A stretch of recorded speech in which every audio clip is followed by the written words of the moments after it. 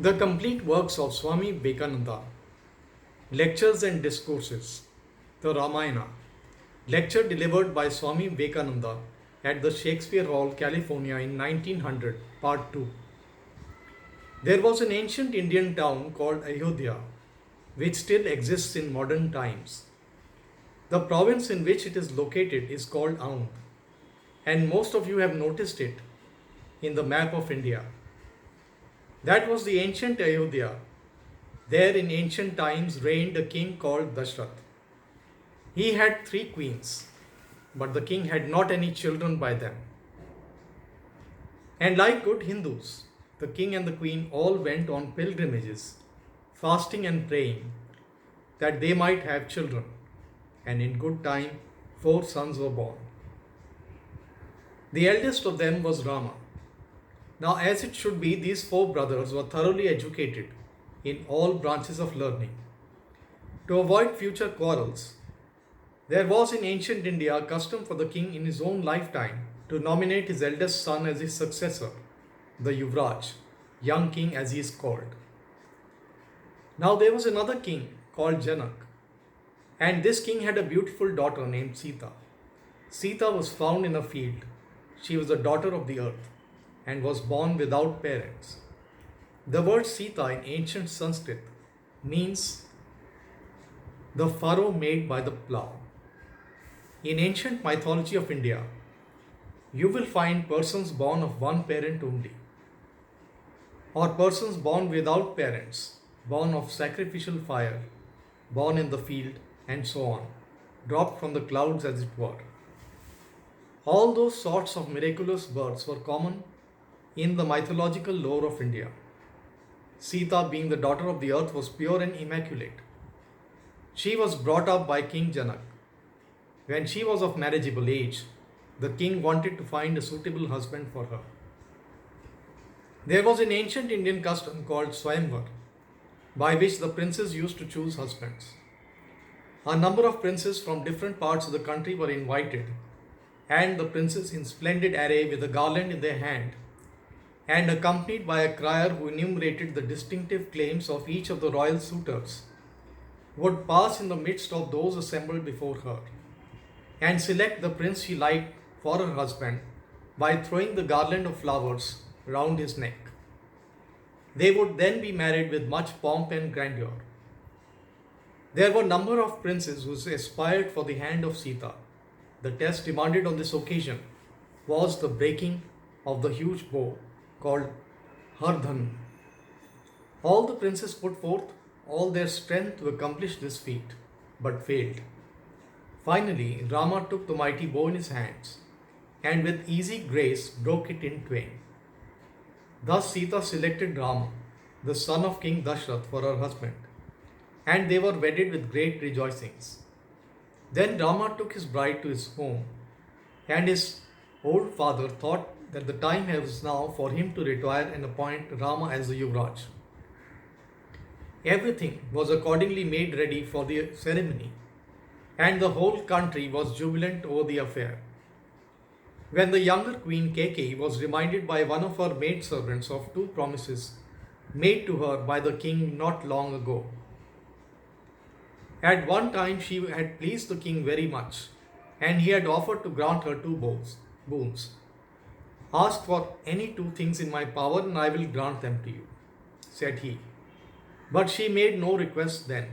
She had forgotten all about it, but the evil-minded maidservant in her employ began to work upon her jealousy with regard to Rama being installed on the throne, and insinuated to her how nice it would be for her if her own son had succeeded the king, until the queen, almost mad with jealousy, the servant suggested to her that she should ask the king the 2 promised boons. One would be that her own son Bharat should be placed on the throne, and the other that Rama should be sent to the forest and be exiled for 14 years. Now Rama was the life and the soul of the old king, and when this wicked request was made to him, he as a king felt he could not go back on his word. So he did not know what to do. But Rama came to his rescue and willingly offered to give up the throne and go into exile so that his father might not be guilty of falsehood. So Rama went into exile for 14 years, accompanied by his loving wife Sita and his devoted brother Lakshman, who would on no account be parted from him. The Aryans did not know who were the inhabitants of these wild forests. In those days, the forest tribes were called monkeys, and some of the so-called monkeys, if unusually strong and powerful, were called demons. So into the forest inhabited by demons and monkeys, Rama, Lakshman and Sita went.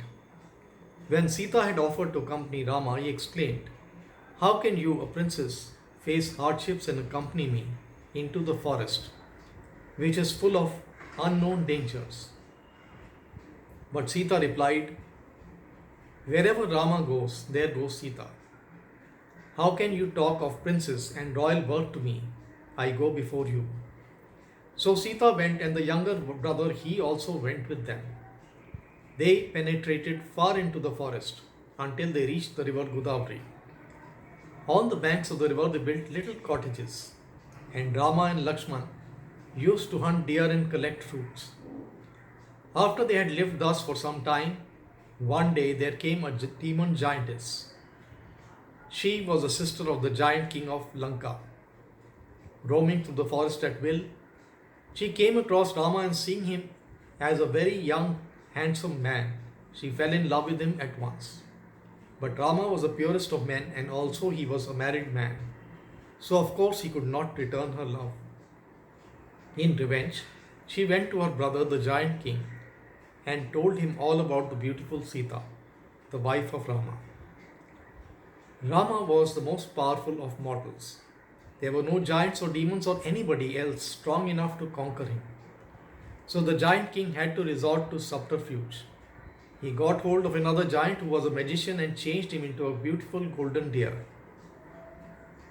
And the deer was prancing around about the place where Rama lived until Sita was fascinated by its beauty and asked Rama to go and capture the deer for her. Rama went into the forest to catch the deer, leaving his brother in charge of Sita. Then Lakshman laid a circle of fire round the cottage, and he said to Sita, "Today I see something may befall you, and therefore I tell you not to go outside of this magic circle. Some danger might befall you if you do." In the meanwhile, Rama had pierced the magical deer with his arrow, and immediately the deer changed into the form of man and died. Immediately at the cottage was heard a voice of Rama crying, "O Lakshman, come to my help." And Sita said, "Lakshman, go at once into the forest to help Rama." "This is not Rama's voice," protested Lakshman. But at the entreaties of Sita, Lakshman had to go out in search of Rama. As soon as he went away, the giant king, who had taken the form of a mendicant monk, stood at the gate and asked for alms. "Wait a while," said Sita, "until my husband comes back, and I will give you plentiful alms." "I cannot wait, good lady," said he. "I am very hungry, give me anything you have." At this, Sita, who had a few fruits in the cottage, brought them out. But the mendicant monk, after many persuasions, prevailed upon her to bring the alms to her, assuring her that she need not have no fear, as he was a holy person. So Sita came out of the magic circle, and immediately seeing the monk assumed his giant body, and grasping Sita into his arms, he called his magic chariot, and putting her therein, he fled with the weeping Sita. Poor Sita! She was utterly helpless. Nobody was there to come to her aid. As the giant was carrying her away, she took off a few ornaments from her arms and at intervals dropped them to the ground. She was taken by Ravana to his kingdom Lanka, the island of Ceylon. He made appeals to her to become his queen and tempted her in many ways to accede to his request. But Sita, who was chastity itself, would not even speak to the giant.